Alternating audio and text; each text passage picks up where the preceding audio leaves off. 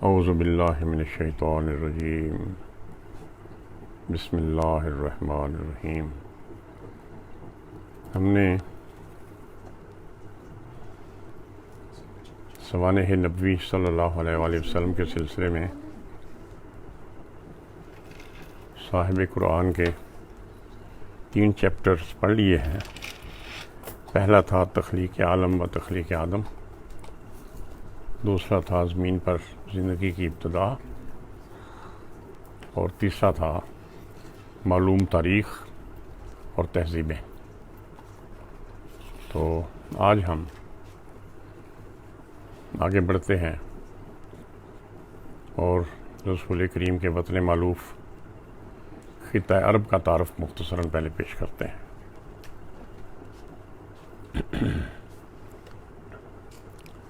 سب سے پہلے میں تابش سے درخواست کروں گا کہ تابش تلاوت کلام پاک کریں۔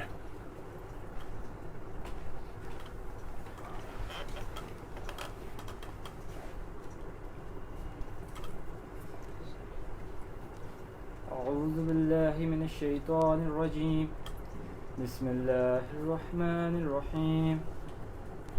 قل هو اللہ احد اللہ الصمد لم یلد ولم یولد ولم یکن له کفوا احد، صدق اللہ العظیم۔ جزاک اللہ۔ یہ ایسی صورت ہے، چھوٹی سی صورت، لیکن اتنی پسند ہے یہ رسول پاک کو کہ ہر نماز میں اگر ہمیں سورۃ فاتحہ کے ساتھ ملانے کے لیے اور کوئی آیات ہم نہ پڑھیں تو سورۃ اخلاص ہم پڑھتے ہیں۔ اس کے ساتھ ہم اعلان کرتے ہیں کہ ہمارا جو اللہ ہے جس کی ہم عبادت کرتے ہیں وہ ان اوصاف کا مالک ہے، بہت بابرکت، ہر حصہ قرآن حکیم کا بہت بابرکت ہے۔ یہ صورت بہت بابرکت ہے۔ یہ میں چاہتا ہوں کہ خطہ عرب کا تعارف جو ہے، پہلے لائیے اس کی تصویر دکھا دیں، یا کیا یہ ممکن ہے کہ کیمرے کو اگر یوں کریں؟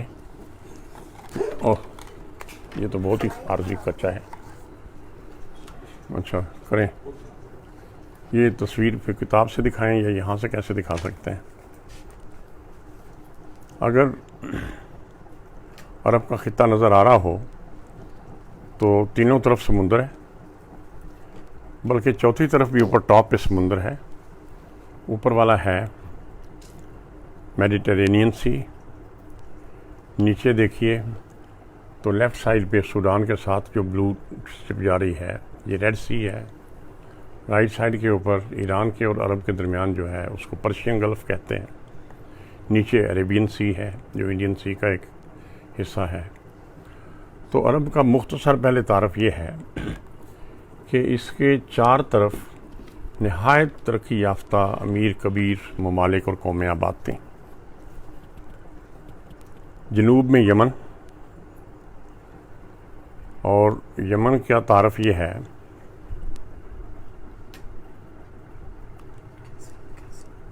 کہ اسلام سے مدتوں پہلے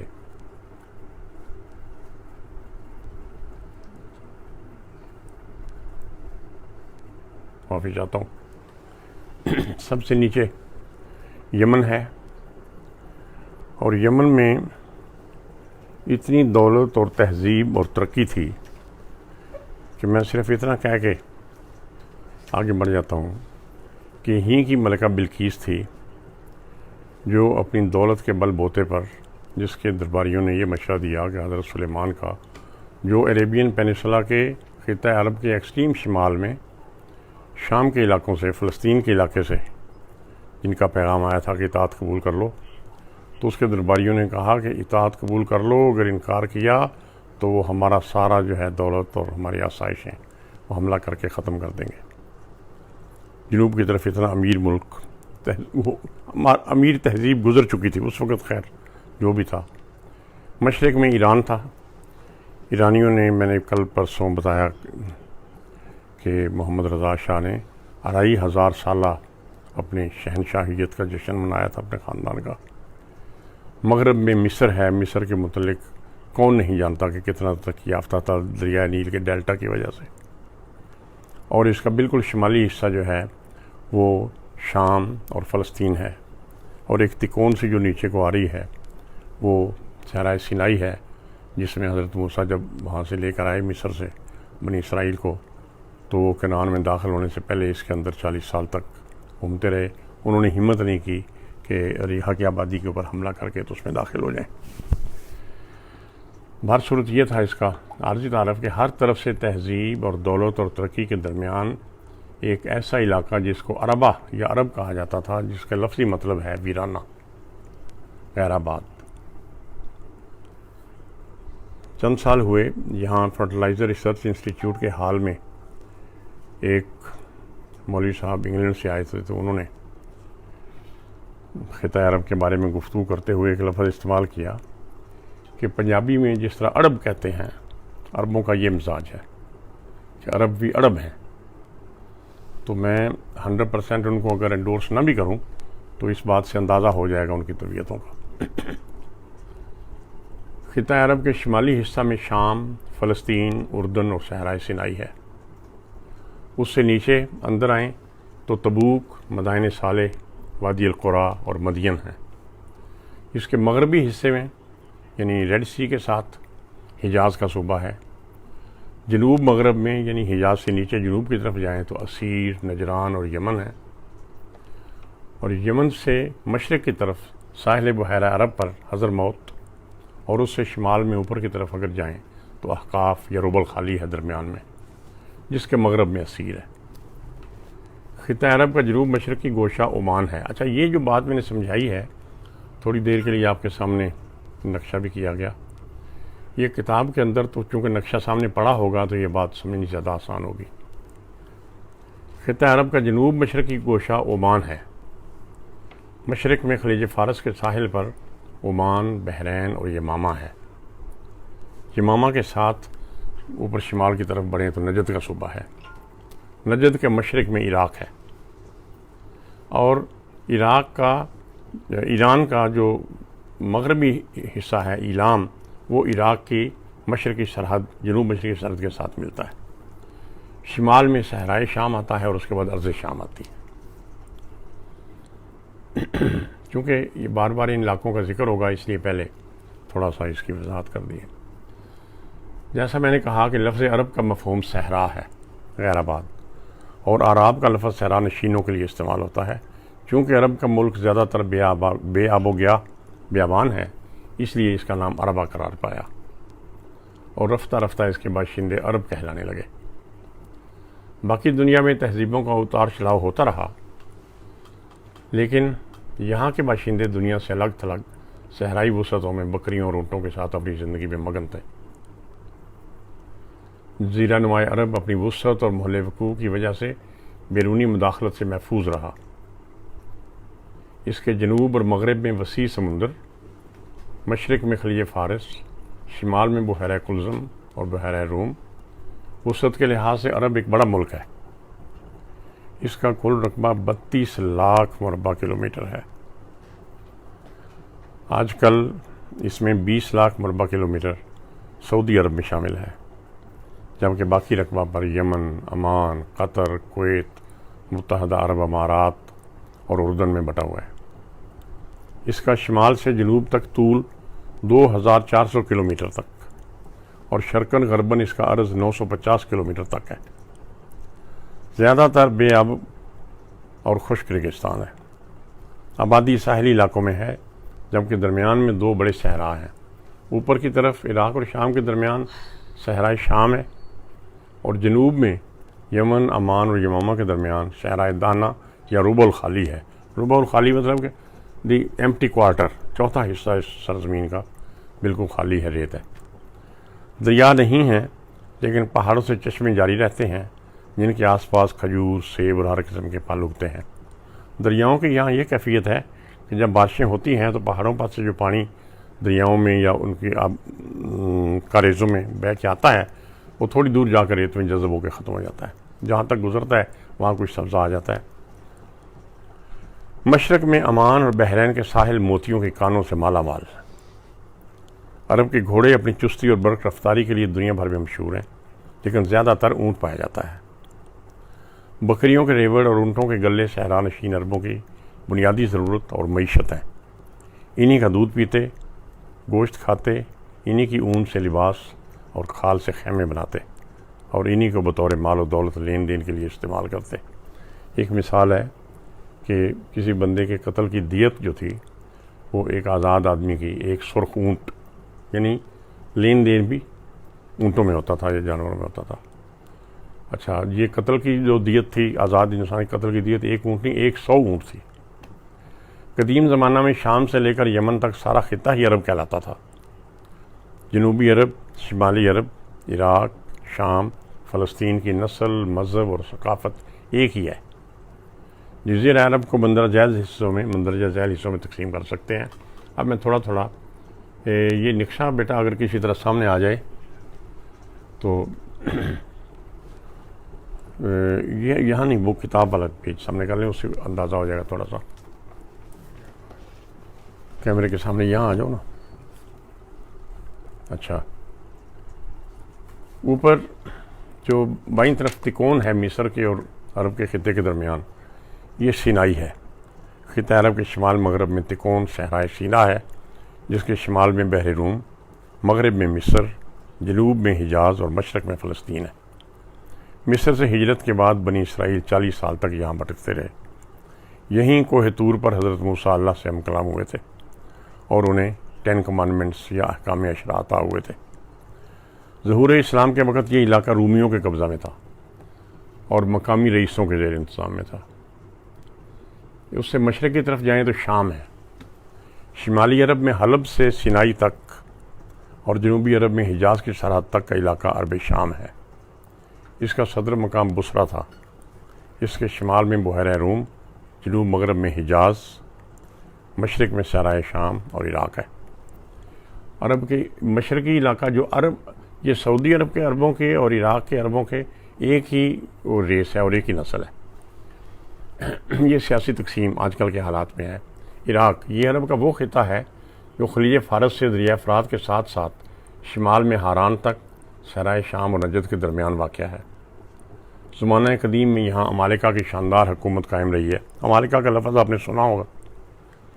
عظیم شہنشاہ نمرود نے سلطنت کو مستحکم اور وسیع کیا، کی سلطنت کو بھی شامل سلطنت کر لیا، اور اس کے بعد عظیم مقنن شہنشاہ حموراوی نے ایلامیوں کو جنوبی عراق سے مکمل طور پر نکال دیا، جو ایران کے شمال میں غربی علاقہ کے لوگ تھے، اور انہوں نے عراق کا کچھ علاقہ قبضے میں کیا ہوا تھا۔ حمورابی نے ملک میں باقاعدہ مرتب قوانین نافذ کیے۔ حضرت عمر فاروق کے عہد میں یہاں کوفہ اور بصرہ کے شہر آباد ہوئے، جو عربی تمدن، اچھا یہ بات یاد رکھنے کی ہے کہ کوفہ اور بصرہ کے جو آباد ہیں، یہ شہر ہیں، یہ پہلے نہیں تھے۔ حضرت عمر فاروق کے علاقہ میں یہاں آباد ہوئے، جو عربی تمدن اور روم اسلامیہ کا مرکز بنے۔ طلوع اسلام کے وقت یہ علاقہ پھر ایرانیوں کے ماتحت تھا، اور کوفہ سے متصل ہیرا کا شہر اس کا پایہ تخت تھا۔ تھوڑا سا بوجھ لگے گا آپ کو، اگر بڑا نقشہ سامنے میں لگا لیتا تو آسان ہوتا، لیکن آپ تصور میں عرب کا علاقہ رکھیں۔ ایلام میں نے بتایا کہ عراق کے جنوب مشرق سے ملحق ایران کے شمال مغربی علاقہ میں اس کو ایلام کہتے ہیں۔ ایلامیوں نے 2000 سال قبل مسیح کے بعد بابل تک کے علاقے پر بھی قبضہ کیا ہوا تھا۔ حمورابی نے ان کو عراق سے پوری طرح نکال دیا۔ مدائن صالح، یا اس کو وادی القریٰ بھی کہتے ہیں، یہ مدینہ کے شمال کی طرف کچھ فاصلے پر تبوک کے راستے میں وادی القریٰ کا میدان ہے، جہاں قوم سمود آباد تھی، اور اپنے پیغمبر حضرت صالح علیہ السلام کی وجہ سے مدائن صالح کہلاتا ہے۔ اس کے صدر مقام کا نام ہجر ہے۔ اس سے آگے جائیں تو تبوک ہے۔ غزوہ تبوک آپ نے سنا ہوگا۔ مدائن صالح سے مزید شمال کی طرف جائیں، جہاں آپ رومیوں کی مدافعت کے لیے تشریف لے گئے تھے، تو یہاں تبوک ہے۔ یہ مدینہ منورہ سے 683 کلومیٹر دور ہے۔ خیبر، بہت اس کے بارے میں سنا ہے۔ مدینہ کے شمال کی طرف 170 کلومیٹر دور سرسبز و شاداب آبادی خیبر آباد ہے، جو یہودیوں کی عسکری اور معاشی قوت کا مرکز تھا۔ یہاں پہاڑیوں پر یہودیوں کے بڑے بڑے قلعے تھے، اور یہاں بہت بڑے بڑے باغات تھے کھجوروں کے۔ حضور صلی اللہ علیہ وآلہ وسلم نے سن 7 ہجری میں خود اس کو فتح کیا، بلکہ سن 7 ہجری کے شروع ہوتے ہی محرم میں۔ مدین، ہجر، مدائن صالح جس کا اوپر ذکر ہوا، اس سے مغرب کی جانب بحر احمر کے ساحل پر شہر مدین آباد تھا۔ یہ وہی شہر ہے جہاں حضرت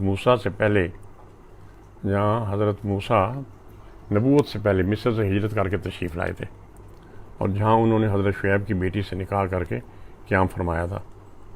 اس علاقہ میں طلوع اسلام کے وقت یہودیوں کے بڑے بڑے قلعے موجود تھے جو اسلام کے ہاتھوں فتح ہوتے چلے گئے۔ یہاں کوئی نوٹس لینے ہیں، یہ مدین میں ایک کریکشن کرنی ہے، مدین میں صرف اتنا لکھ لو۔ اچھا، حجاز یا فاران کا علاقہ، فاران کا لفظ سنتے ہوں گے آپ، لیکن وہ سمجھ نہیں آتا ہوگا کیا ہے۔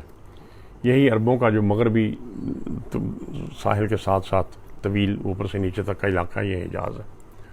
خطہ عرب کے درمیان میں مغربی بحیرہ احمر کے ساتھ ساتھ مستطیل صوبہ ہے۔ یہ جرہم کا مسکن تھا۔ کدار بن اسماعیل کی اولاد جن میں اسلام آیا 1600 سال قبل از اسلام سے اس علاقے کی مالک چلی آتی تھی، جس کے مغرب میں بحر احمر، شمال میں سرائے شام اور حجر، مشرق میں نجد اور جنوب میں اسیر واقع ہے۔ یہ جغرافیہ کو سمجھنا سامنے رکھ کے بھی مشکل ہوتا ہے، بور ہوگا آپ کے لیے، لیکن سنیے کچھ چیزیں آپ کے ذہن میں بیٹھ جائیں گی۔ بحر احمر کا ساحلی حصہ خوب سرسبز ہے، باقی سب ریگستان۔ سب سے بڑا شہر جدہ ہے جو بندرگاہ بھی ہے۔ دیگر بڑے شہر مکہ جو کہ جدہ سے تھوڑی فاصلے پر ہے، مدینہ اور 6000 فٹ بلندی پر واقع شہر طائف ہے۔ مکہ جس کو عرب ام القریٰ کہتے ہیں، یعنی آبادیوں کی ماں، یہ حجاز کا دارالحکومت ہے جس کے چاروں طرف پہاڑ ہیں۔ ہجرت سے 3000 سال قبل یہ کارواں سرائے تھی جہاں تجارتی قافلے رکتے۔ تقریباً 2500 قبل از ہجرت حضرت ابراہیم علیہ السلام نے اپنے بیٹے حضرت اسماعیل کو یہاں آباد کیا اور کعبۃ اللہ کی بنیاد رکھی۔ طویل عرصہ تک یہاں حضرت اسماعیل کی اولاد جو بنی کیدار کہلاتے تھے برسر اقتدار رہے۔ ہاں، حضرت سے چند پشت پہلے تک یہاں صرف خیمے ہوتے تھے۔ کعبۃ اللہ کے علاوہ پتھر یا مٹی کی کوئی عمارت نہیں تھی۔ بالآخر آپ کے پردادا قصی نے 405 عیسوی میں نبی کریم کی ولادت سے تقریباً 150 سال پہلے شام سے حجاز آ کر تہذیبی زندگی اور ریاستی ڈھانچہ متعارف کروایا۔ طلوع اسلام کے وقت یہاں قریش مقتدر تھے۔ حدود حرم کا رقبہ 200 کلومیٹر تھا، 200 مربع کلومیٹر۔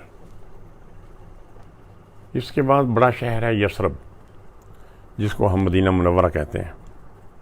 یہ حجاز کا دوسرا بڑا شہر ہے جہاں مسجد نبوی اور روضہ رسول واقع ہے۔ اس کا پہلا نام یثرب تھا۔ گرمیوں میں خوب گرم ہوتا ہے، لیکن سردیوں کی راتوں میں درجہ حرارت 0 سے بھی نیچے گر جاتا ہے۔ یہ مکہ سے شمال کی طرف 450 کلومیٹر فاصلے پر ہے۔ ہم لوگوں نے رات کے وقت سفر کیا تھا تو اس لیے اندازہ نہیں ہوا، لیکن ساری رات گزر گئی تھی، وہ بھی اپریل کی رات تھی۔ کھجوروں کے باغات عام ہیں۔ قدیم زمانہ میں یہاں عمالقہ آباد تھے۔ بعد میں 500 سال قبل از ہجرت جب رومیوں نے یروشلم کو تاراج کیا تو وہاں کے یہودی جنوب کی طرف مختلف جگہ پر آباد ہو گئے۔ ایسا سب سے جنوبی شہر یثرب یا مدینہ منورہ تھا۔ ہجرت کے وقت یہاں 3 بڑے یہودی قبائل، بنو قینقاع، بنو قریظہ اور بنو نذیر، ان کے علاوہ نبطی عرب قبیلے اوس اور خزرج بھی آباد تھے، جنہوں نے بیعت عقبہ میں حضور اکرم کو مدینہ منتقل ہونے کی دعوت دی اور مہاجرین کی میزبانی اور مدد کی وجہ سے انصار کہلائے۔ ایک اور مشہور شہر جو مشہور کے علاوہ میں مغرور بھی کہتا ہوں، طائف تھا۔ یہ حجاز کا تیسرا بڑا شہر اور حجاز کی جنت ہے۔ سطح سمندر سے 6165 فٹ بلندی پر آباد، یعنی تقریباً مریض کے قریب بلندی ہے اس کی۔ یہ نہایت سرسبز و شاداب شہر حجاز کے عمراء اور رؤساء کی موسم گرما کی قیام گاہ ہے۔ یہاں پانی بہت ہے، جنگلات اور زراعت کی کثرت ہے اور کھجور اور انگور کی فراوانی ہے۔ اہل طائف اس بات پر فخر کیا کرتے کہ وہ گندم کی روٹی کھاتے ہیں، جبکہ مکہ والوں کو گندم شاذ و نادر ہی میسر ہوتی، ورنہ مکہ کی عمومی خوراک کھجوریں، اونٹ کا دودھ اور خشک مچھلی وغیرہ تھی۔ طلوع اسلام کے وقت یہاں قبیلہ ثقیف آباد تھا۔ تحور کو دعوت دینی چاہیے تھی، شامل ہوتا طلوع اسلام کے وقت یہاں قبیلہ ثقیف آباد تھا۔ ہجرت سے پہلے سن 10 نبوی کے بعد آپ وہاں دعوت اسلام کے لیے گئے تو کسی نے دعوت قبول نہ کی۔ آپ نے عام سنا ہوگا کہ آپ طائف گئے اور لوگوں نے اچھا سلوک نہیں کیا۔ سن 8 ہجری میں وہی طائف فتح مکہ کے بعد حضرت نے اس کا محاصرہ کیا، لیکن فتح کیے بغیر اپنے محاصرہ اٹھا لیا، اور بعد میں طائف کے لوگ خود مدینہ حاضر ہو کر پورے کے پورے مسلمان ہو گئے۔ سن 9 ہجری میں سردار قبیلہ نے اسلام قبول کیا تو اس کی قوم نے اسے قتل کر دیا۔ البتہ اس کے بعد اسی سال کے اندر پورے قبیلہ نے مدینہ آ کر اسلام قبول کر لیا۔ اب نجد، آپ نے نجدی کا لفظ کبھی کبھی سنا ہوگا۔ نجد عرب کے وسط میں سطح سمندر سے 4000 فٹ بلند علاقہ ہے، وسیع اور سرسبز و شاداب علاقہ ہے۔ نجد کہلاتا ہے جس کے چاروں طرف صحرا ہے، اس لیے یہ بیرونی اثر و نفوذ سے محفوظ ہے، اور اسی وجہ سے یہاں کی زبان ہمیشہ سے خالص اور فصیح و بلیغ رہی ہے۔ یا صحرا کی زبان یا نجد کی زبان، جس کو اب آج تک کہتے ہیں کہ یہ خالص عربی زبان ہے۔ نجد کے شمال میں صحرائے شام، جنوب میں صوبہ یمامہ، مشرق میں صحرائے دانا اور مغرب میں حجاز واقع ہے۔ نجد کے پھول، گھوڑے اور اونٹ مشہور ہیں، پھل کثرت سے پیدا ہوتے ہیں، اور وادیوں میں زراعت بھی ہوتی ہے۔ طلوع اسلام کے وقت یہاں پر قبیلہ غطفان آباد تھا، جس کی سرکوبی کے لیے حضور اکرم سن 4 ہجری میں خود تشریف لے گئے اور ان کے ساتھ امن کا معاہدہ ہوا۔ لیکن اس امن کے معاہدے کے باوجود جب 7 ہجری میں آپ نے خیبر پر حملہ کیا تو اس وقت سب سے بڑا جو خطرہ تھا پیچھے سے وہ انہی غطفان سے ہی تھا، لیکن آپ نے حکمت عملی سے۔ ایک علاقہ ہے یمامہ۔ نجد سے جنوب مشرق میں یمامہ کا صوبہ ہے، اس کے نیچے یمن تک صحرائے رب الخالی ہے، جس کے دائیں ساحل خلیج فارس پر تسم اور جدید کی اقوام آباد رہیں۔ طلوع اسلام کے وقت یمامہ میں بنو حنیفہ آباد تھے، جنہوں نے سن 8 ہجری میں اسلام قبول کیا۔ آپ نے ایک نام سنا ہوگا جھوٹے نبی کا، مسیلمہ، جس کو ہم مسیلمہ کذاب یعنی جھوٹا مسیلمہ کہتے ہیں۔ وہ بھی یہیں یمامہ کے بنو حنیفہ کا سردار تھا، جسے نبوت کا جھوٹا دعویٰ کر دیا اور عہد ابوبکر صدیق میں جنگ میں مارا گیا۔ آج بیٹی بہت اچھا ہو گیا۔ بحرین آج کل بھی بہت سننے میں آتا ہے۔ بحرین کے شمال میں عراق ہے، جنوب میں عمان ہے، مشرق میں خلیج فارس ہے اور مغرب میں یمامہ ہے۔ بحرین موتیوں کی کانوں کے لیے مشہور ہے۔ کرامتا کا مرکز تھا، جو نیم مسلمان مجوسی تھے۔ مجوسی چونکہ ایران میں ہوئے اور ان کا اثر، اور عرب چونکہ مسلمانوں نے اسلام چونکہ عرب میں پھیلا، تو یہ نیم مسلمان مجوسی بحرین میں یوں عام طور پہ۔ عمان خطہ عرب کا جنوبی مشرقی گوشہ عمان ہے۔ الف واو میم الف نون، یہ عین والا نہیں ہے۔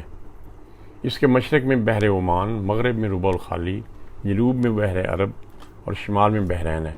اس کے پہاڑ معدنیات سے، دریا موتیوں سے اور وادیاں غلہ، پھول و خوشبودار لکڑی سے مالا مال ہیں۔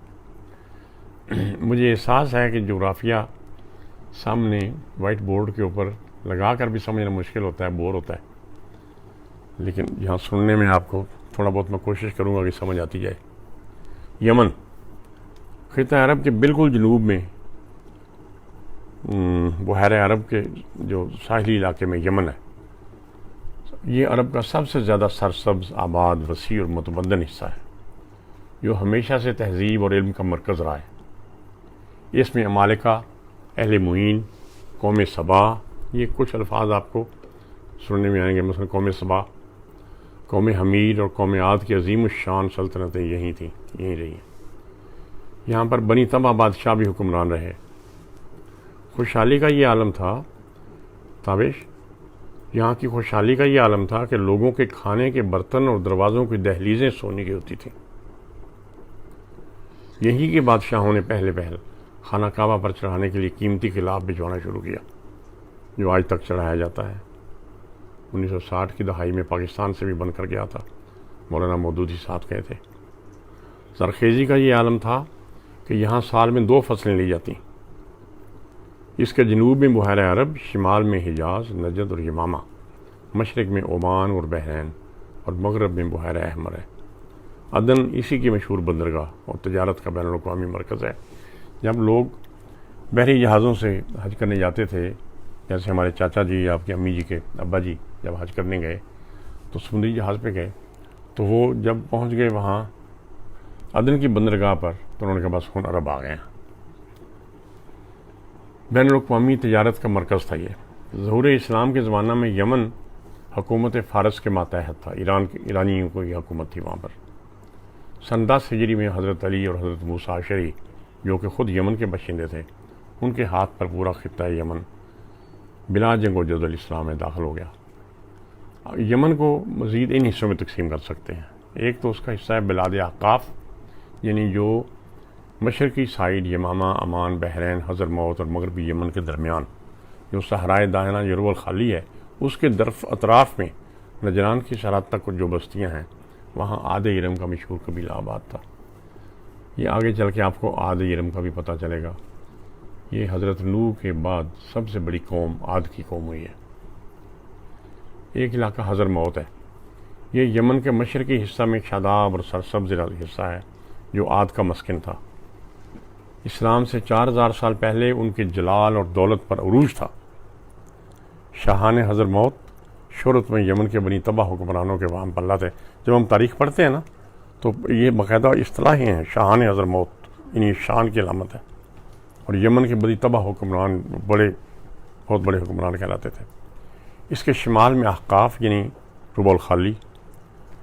جب تک کاہن دیوتا کے لیے عشر نہ نکال لیا جاتا یہ لوگ پیداوار فروخت نہ کر سکتے.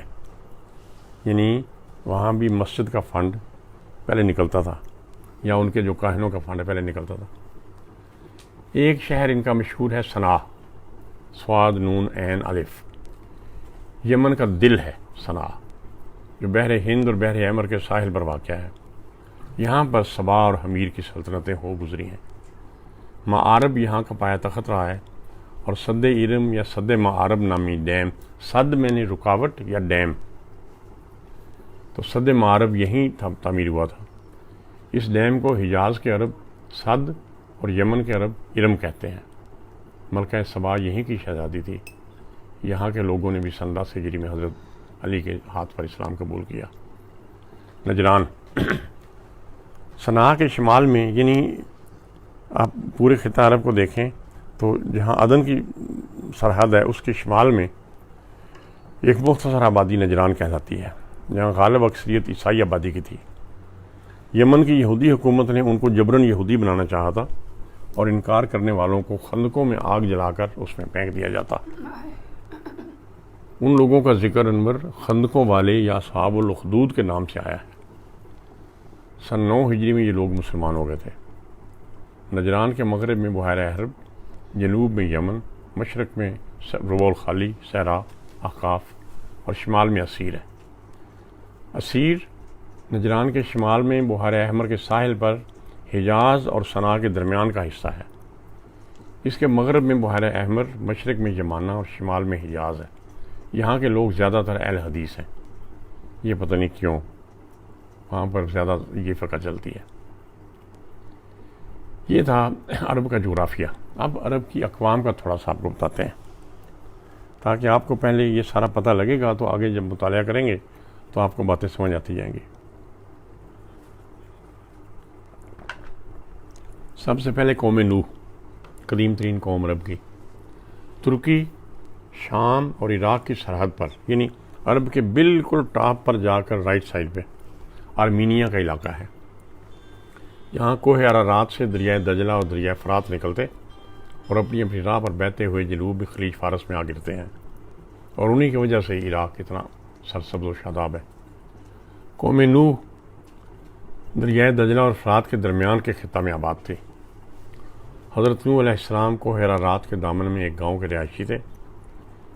غالباً کارپینٹر تھے اور اپنی کشتی بھی وہیں بنائی.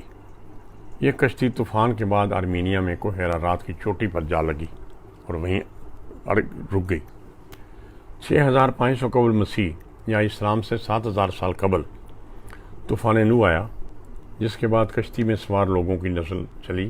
ان کے علاوہ سب لوگ جو زمین پر اس علاقے میں آباد تھے وہ سب ختم ہو گئے. وادیاں بھی ختم ہو گئیں، انسان بھی، فصلیں بھی۔ حضرت نوح کے 3 بیٹوں میں سے یافس جزائر روم اور ترکی میں، دوسرا بیٹا حام مصر اور افریقہ میں، اور تیسرا بیٹا سام کی اولاد شام، عراق اور عرب میں پھلی پھولی۔ یہ تھوڑا سا میں نے کل بھی ذکر کیا تھا۔ بنی سام میں سے ارم کی اولاد میں بہت برکت ہوئی۔ ان میں سے قوم عاد، قوم سمود، جرہم، عمالقہ، قحطانی عرب یعنی قوم سبا اور قوم طبع مشہور ہوئیں۔ ان بڑی بڑی اقوام کا تعارف آگے دیا جائے گا۔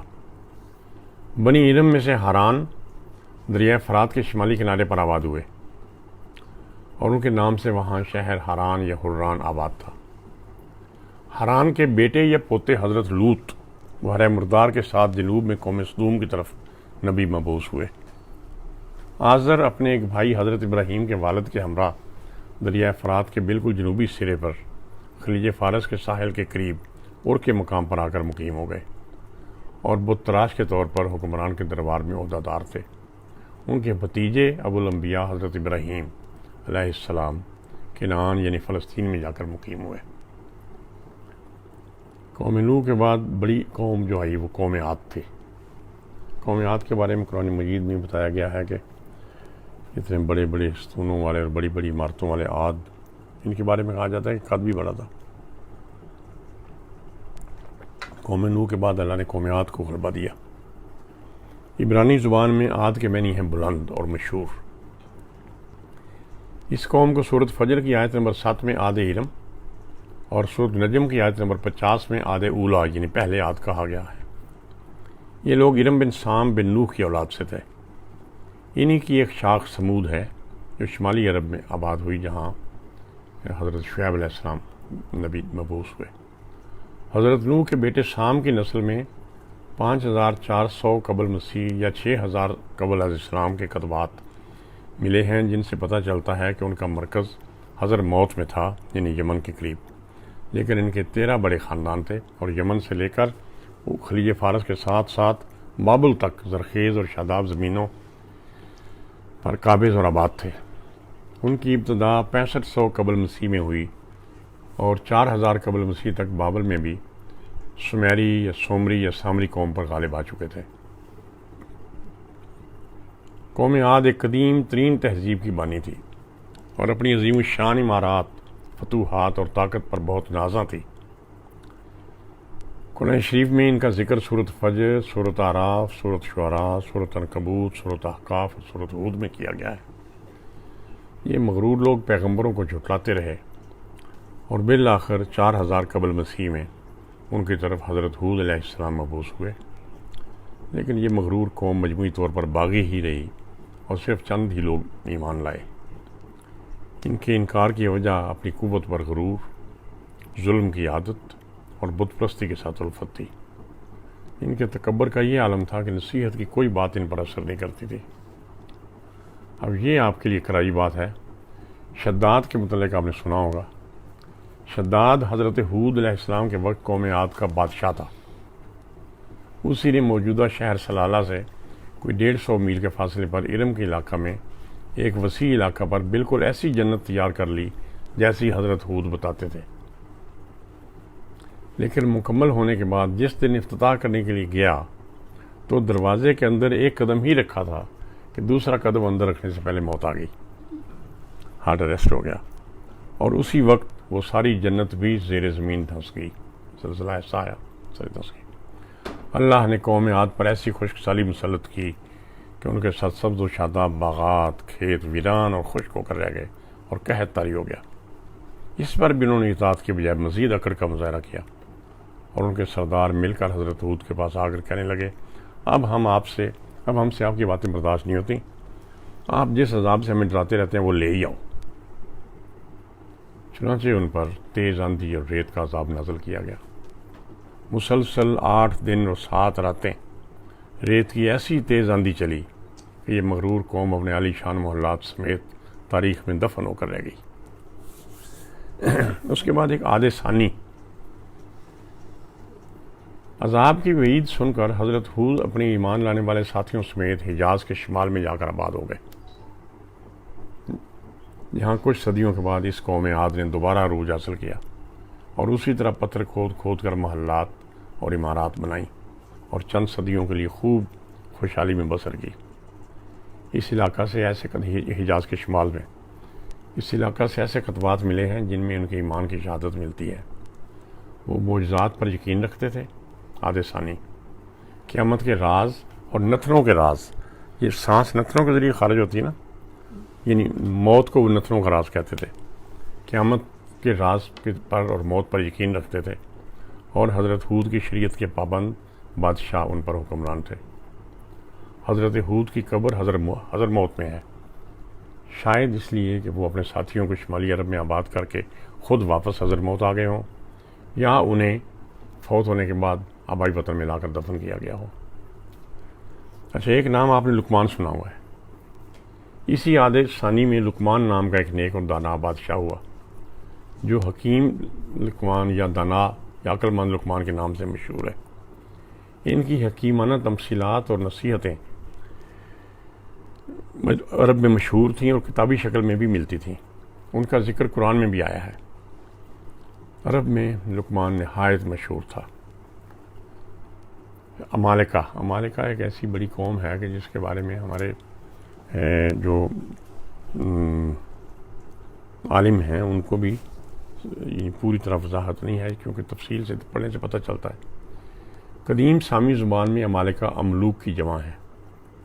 عبرانی زبان میں قوم کو کہتے ہیں، اور ملوک یا مغاں قدیم زمانہ میں خلیج فارس سے لے کر، یعنی جو ایران کے سائڈ کا حصہ عربوں کا، براستہ ہاران یعنی دریائے فرات کے ساتھ ساتھ وہ عراق کی شمال تک، پھر وہاں سے مغرب میں کنعان اور سرائے سینا سے مصر تک کے علاقہ کو مغاں کہتے ہیں، ملوک یا مغاں۔ اس طرح سے پیر مغاں سے مراد ان علاقوں کا رہنما، یعنی عمالقہ وہ عرب قوم ہے جو ان علاقوں کی باسی تھی۔ 3600 سال قبل از اسلام سے 2000 سال قبل از اسلام تک ان ساحلی علاقوں میں انہوں نے اپنی حکومتیں قائم کیں۔ حضرت یوسف کا فرعون، حضرت یوسف علیہ السلام کے زمانے کا، جس کا نام ریان بن ولید تھا، اور حضرت موسیٰ کا فرعون جس کا نام ولید ابن مصب تھا، باپ بیٹا تھے نا، ولید سے بیٹا، یہ دونوں بھی عمالقہ یعنی بنی سام میں سے تھے۔ عمالقہ چرواہے تھے، اور مصر میں عمالقہ فرعونوں کو ہائکسوس یعنی چرواہے بادشاہ کہا جاتا تھا۔ انہی کی نسل میں سے بابل میں مشہور مقنن بادشاہ حمورابی بھی پیدا ہو کر حکمران رہا، جس نے اپنی دیوانی، آئلی اور فوجداری 282 قوانین پتھر کی ایک 8 فٹ اونچی سیل پر کھدوائے، اور وہ سیل شہر کے باہر نصب کر دی تھی۔ میں نے شاید کل بتایا تھا کہ میں نے قوانین حمورابی اور دوسرے قدیم قوانین کو ایک قدیم قوانین کی صورت میں کتابچے کی شکل میں اردو میں منتقل کر دیا ہے۔ حضرت اسماعیل کی والدہ ہاجرہ کے علاوہ ان کی بیوی بھی عمالقہ مصر میں سے تھی۔ بنی اسرائیل نے حضرت موسیٰ علیہ السلام کی قیادت میں جب مصر سے ہجرت کی تو کنعان اور شمالی سینائی کے عمالقہ نے ہی ان کے یروشلم میں داخلہ کی مزاحمت کی تھی، اور بنی اسرائیل 40 سال تک سرائے سینائی میں بھٹکنے پر مجبور رہے تھے۔ قوم سمود، یہ 3600 سال قبل از اسلام شمالی عرب کی ایک زبردست قوم تھی۔ یہ حضرت موسیٰ کے دور سے پہلے اپنی ترقی کے عروج پر تھے۔ یہ قوم بھی اتنی ہی عظیم تھی جتنی کہ قوم عاد، جس ستارہ پرست تھے۔ فن تعمیر میں قوم عاد کی طرح انہیں بھی کمال حاصل تھا۔ پہاڑوں کو کاٹ کر مکان بنانا، پتھروں کی عمارات اور قبریں تیار کرنا ان کا خاص پیشہ تھا۔ انہوں نے بھی پہاڑوں کو کاٹ کر عالی شان محلات بنائے۔ قوم عاد خطہ عرب کے جنوب اور مشرق میں آباد تھی، جبکہ سمود اس کے برعکس عرب کے شمال مغرب میں آباد تھی۔ ان کی طرف حضرت صالح علیہ السلام مبعوث ہوئے، لیکن یہ قوم انکار کرتی رہی۔ بالآخر تنبیہ کے طور پر حضرت صالح نے انہیں خاص اونٹنی کو زخم پہنچانے سے منع کیا، تو انہوں نے اس اونٹنی کو زخمی کر کے مار دیا۔ ان کی اس سرکشی کے بعد ان پر تیز چیخ والی آواز کے ساتھ آتش فشانی کا عذاب آیا۔ قوم سبا ہی کے 2 چھوٹے چھوٹے قبائل یمامہ اور بحران میں تسم اور جدیس کے نام سے بھی آباد تھے۔ اب قوم سبا، یہ جس کو یہ مغربی زبانوں میں شیبہ کہتے ہیں، قوم سبا کا مرکز حکومت خطہ عرب کے جنوب مشرقی یمن تھا۔ لیکن ان کی حکومت عراق تک پھیلی ہوئی تھی۔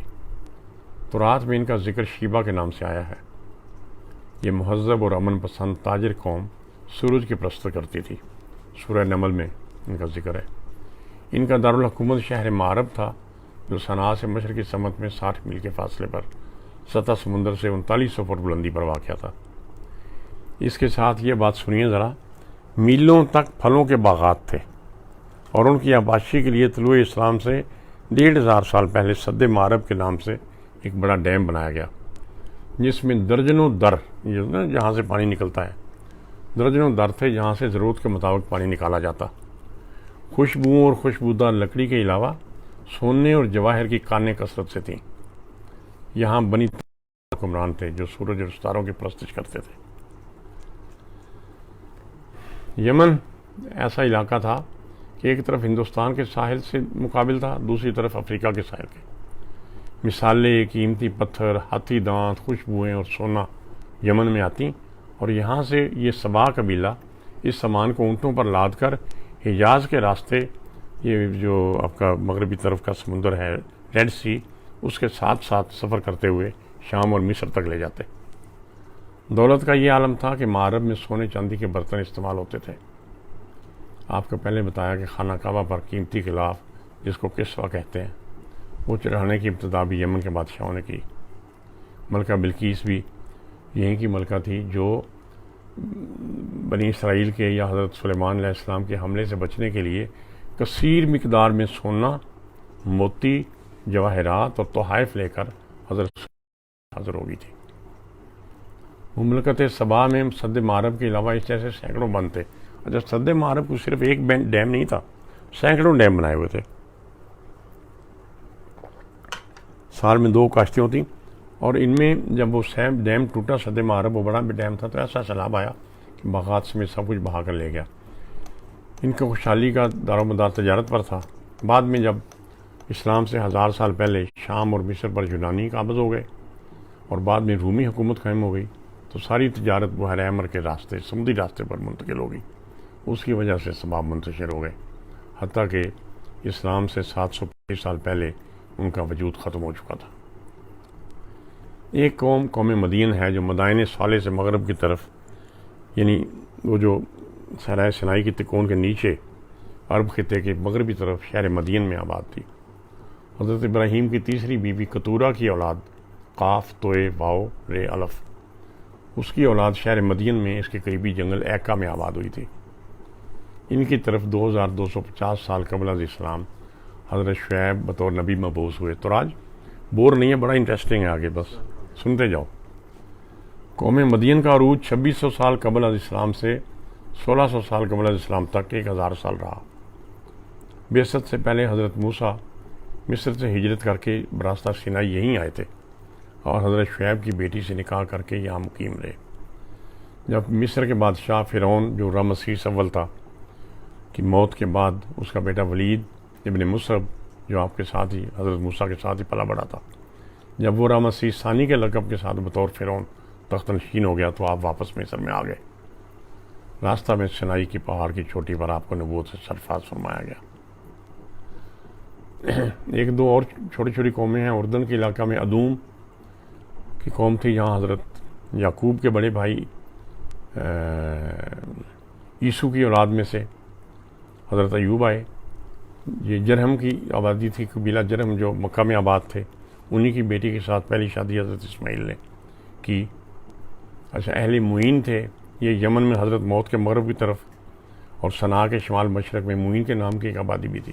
معین کا لفظی معنی ہے چشمے۔ 2000 سال قبل از اسلام سے 1300 سال قبل از اسلام تک ان کا نشان ملتے ہیں۔ یہ میں نے مختصر بتا ہی دیا کہ یہ قومیں کس کس علاقے میں آباد تھیں۔ کتاب میں ذرا ان کی میں نے لوکیشن ڈیمارکیشن بھی کر دی ہے۔ اس سے آگے چلتے ہیں۔ اچھا، چند ایسے الفاظ، ناؤنس، جو عربوں میں استعمال ہوتے تھے، وہ ذرا۔ ایک لفظ رحمان، بسم اللہ الرحمن الرحیم، یہ عربوں میں بالکل استعمال نہیں ہوتا تھا۔ جنوبی عرب بالخصوص یمن کے عیسائی اور یہودی اللہ کو رحمان کہتے تھے، یعنی وہاں پر اللہ کا نام رحمان تھا۔ عبرانی زبان کا لفظ ہے، عربوں میں رائج ہی نہیں تھا۔ سد ارم میں سے، یعنی وہ جو ڈیم تباہ ہوا، ایک کتبہ برآمد ہوا ہے جس کے شروع میں لکھا ہوا ہے بنعمت الرحمن الرحیم، کہ رحمان الرحیم کے انعام کے طور پر یہ ڈیم ہم سے بنایا گیا۔ اس لیے جب بسم اللہ الرحمن الرحیم کہا جانے لگا تو قریش کو لفظ رحمان پر سخت اعتراض ہوا۔ آپ نے یہ اچھی طرح سب نے سنا ہوا ہوگا کہ صلح حدیبیہ کے عہد نامہ کے شروع میں جب حضرت علی نے بسم اللہ الرحمن الرحیم لکھا تو قریش کے نمائندے نے یہ کہہ کر ماننے سے انکار کر دیا، ہم کسی رحمان کو نہیں جانتے۔ اسلام نے اللہ اور رحمان کو یکجا کر کے یہ تعلیم دی کہ تم جس کو اللہ کہتے ہو اور دوسرے لوگ جس کو رحمان کہتے ہیں وہ حقیقت میں ایک ہی ذات کے دو نام ہیں۔ ایک اور لفظ ہے ابراہیم، حضرت ابراہیم علیہ السلام۔ اس کا لفظی مطلب زرتاج، قوموں کا باپ، اور ابرہا جس نے حملہ کیا تھا مکہ پر، وہ ابراہیم کا حبشی تلفظ ابرہا ہے۔ سبا جس قوم کا بھی ذکر کیا، یمن کی بہت بڑی قوم، اس کا لفظی مطلب ہے انسان۔ نجاشی حکمران حبشہ کا، جس کے پاس پہلے مہاجرین گئے، جس کے دربار میں، نجاشی کا معنی ہی بادشاہ ہے۔ حبشہ کے لوگ اپنے بادشاہ کو نجاشی کہتے تھے، جیسے ہم پریزیڈنٹ یا پرائم منسٹر کہتے ہیں۔ عام طور پہ ہم لوگ بچپن میں یہ سمجھتے تھے کہ حبشہ کے بادشاہ کا نام نجاشی تھا۔ اچھا، حبش کیا لفظ ہے؟ حبش کا مطلب ہے اختلاط اور امتزاج۔ حبشی لوگ سبائی عربوں یعنی یمن کے عربوں اور افریقیوں کی مخلوط نسل سے ہیں، اس لیے اس علاقے کو حبش یا حبشہ کہا جاتا ہے۔ ایکا، میں نے کہا نا وہ وہاں کی وہ قوم جا کر ایکا میں آباد ہوئی۔ ایکا کا لفظی مطلب جنگل ہے۔ احقاف بار بار ذکر ہوا، یمن کے اوپر شمال کی طرف ربع الخالی ہے، اس کو احقاف کہتے ہیں۔ احقاف کے لفظی معنی ہی صحرائے ریگستان ہے۔ ان دوسری زبان ہے نا، ہمارے لیے عجیب ہوتے ہیں۔ اچھا، ایک لفظ آ گیا، استعمال ہوئے گا صوبی، سواد کے ساتھ۔ یہ عبرانی زبان میں اس کا مطلب ہے پاک اور طاہر، لیکن عربی میں یہ کافر کے بینوں میں استعمال ہوتا تھا۔ آج کل کچھ نالائق لوگ، بیوقوف لوگ، فیس بک پر ایک گروپ بنا ہوا ہے، تو اس میں ایڈیٹس قسم کے سوالات کر رہے ہیں۔ اس میں بھی اس کی بنیاد پر ایک سوال، ان کا جاہلانہ سوال موجود تھا۔ اچھا، ایک لفظ حنیف ہے، عربی میں اس کے معنی تھے دیندار اور توحید پرست، لیکن ایران میں حنیف کے کیا معنی ہیں؟ کل اسی گروپ میں ایک آدمی نے حنیف کا مطلب یہ معنی دیے ہوئے تھے، کہتے ڈکشنری کھول کے دیکھ لو، اس کا مطلب کافر ہے۔ ایران میں حنیف کافر کو کہتے ہیں، عربی میں حنیف دیندار اور توحید پرست کو کہتے ہیں۔ مسلمان اپنے آپ کو حنفاء کہتے ہیں، لیکن کفار کہتے تم حنفاء نہیں ہو، تم دیندار نہیں ہو، تم تو سبا ہو، جو سابی کی جمع ہے، یعنی تم تو کافر ہو۔ وہ اپنے آپ کو صحیح رستے پر سمجھتے تھے اور مسلمانوں کو گمراہ سمجھتے تھے۔ اچھا جی، حضرت سلیمان علیہ السلام نے ہدہد نے کہا جی میں آپ کو بتاتا ہوں، کہ آگے خبر لا کے دیتا ہوں۔ ایک پرندہ کہا جاتا ہے، شمالی عرب میں آدمیوں کا نام رکھا جاتا تھا۔ حضرت سلیمان کے عہد میں مدین کے شہزادہ کا نام ہدہد تھا۔ تو وہ ایسی چھوٹی سی چڑیا نہیں تھی جو آ کر پتہ لے کر آ گئی تھی، ہدہد ایک ایسا آدمی تھا، کئی لوگوں کے نام ہوتے تھے اور اس شہزادے کا نام بھی تھا۔ ایک لفظ استعمال ہوگا بازنطین، بازنطینی تہذیب، بازنطین کا علاقہ، یہ مشرقی رومی سلطنت کو کہتے ہیں۔ روم، اب اگر آپ کے ذہن میں نقشہ ہو، ذرا تصور کیجئے کہ یورپ کا جنوب،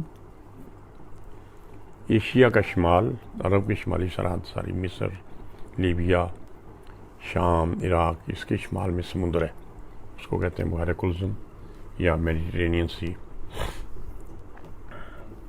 اس سمندر کے اس طرف بھی کنارے پر، اس طرف بھی کنارے پر جتنے ممالک ہیں، روم کی حکومت ان پر قائم ہو گئی تھی۔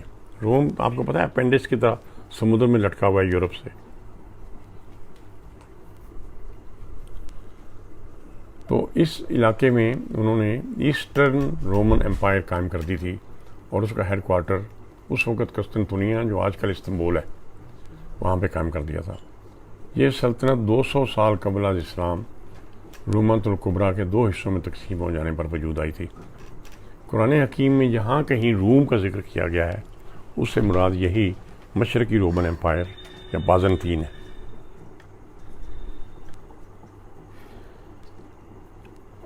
میرا یہ خیال ہے کہ آج ہم اتنی باتیں ختم کر دیں. اس سے نیکسٹ ہے عربوں کے بت، لیکن وہ پھر کل پڑھ لیں گے. چلو دعا کریں. آپ کی توجہ کا بہت شکریہ سب کا. اب دعا میں خاص طور پر سب لوگ شروع میں اللہم انت السلام والی دعا پڑھیں اور اس کا مطلب سمجھ لیں. میں ساتھ ساتھ بتا جاتا ہوں. کیسے شروع ہوتی ہے؟ اللہم انت السلام منک السلام. اعوذ باللہ من الشیطان الرجیم بسم اللہ الرحمن الرحیم. تابی شاہ بھی دعا کریں. تیمور آپ کرواؤ گے میں کرواؤں؟ اللہم انت السلام. یا اللہ آپ ہی ہمیشہ اس کے لیے سلامت ہیں اور آپ کے پاس سلامتی کے سارے ذرائع ہیں اور آپ ہی سلامتی دے سکتے ہیں. ومنک السلام. اور سلامتی اور تحفظ اور حفاظت اگر آنی ہے تو آپ کی طرف سے آنی ہے. وَإِلَيْكَ يَرْجِعُ السَّلَامُ. اور ہم لوگ اپنی سلامتی کے لیے آپ کی طرف ہی رجوع کرتے ہیں. حینا ربنا. اے ہمارے رب ہمیں زندہ رکھنا بالسلام، سلامتی کے ساتھ. وَأَدْخِلْنَا. بس ہمارے اپنے گھر کو ہی دارالسلام بنا دے، ہمارے اپنے ملک کو ہی ہمارے لیے دارالسلام بنا دے. تبارکتا وتعالیتا یا ذا الجلال والاکرام. تمام برکتیں، تمام اقتدار، تمام جلال اور تمام رحمتیں سب تیرے ساتھ منسوب ہے. تمہارے نیک ہاتھوں میں ہے، تمہارے اختیار میں ہے، اور تو ہی ہر ایک چیز پر مکمل قدرت رکھنے والا. تمام اختیارات تمہارے پاس ہیں. اپنی مہربانی کے ساتھ ہماری حفظ و امان میں رکھنا. میرے بچوں کو، جتنے دوست احباب اور میرے بچے دوسرے شہروں اور دوسرے ملکوں میں اس وقت ہماری گفتگو میں شامل ہیں، ان سب کو، ان کے گھر والوں کو، ان کو خود، ان کے بزرگوں کو، ان کے بچوں کو، سب کی حفاظت فرمانا یا اللہ. آمین برحمتک یا ارحم الراحمین. اچھا بھی کافی ٹائپنگ مسٹیکس ہیں.